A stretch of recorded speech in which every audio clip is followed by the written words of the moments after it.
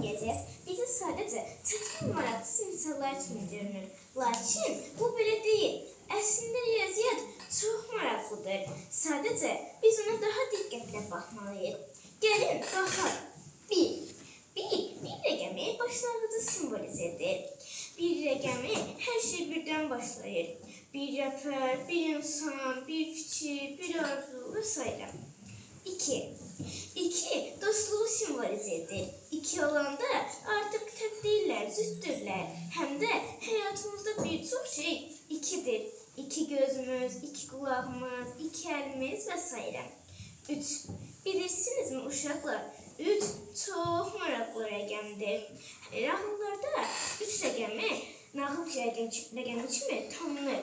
3 alma, 3 tapşırıq, 3 qardaş və s. 4 bizə sabitliyi xatırladır. İldə 4 fəsil var. Yaz, yay, payız, qış. Bunlar həmişə dəyişməz olaraq qalırlar.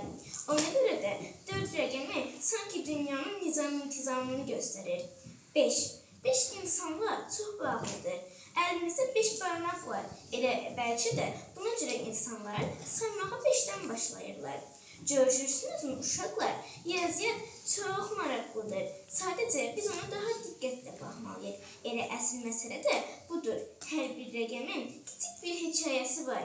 Biz bu kiçik hekayələrə diqqətlə baxsaq, riyaziyyat bizi sevir, biz də onu.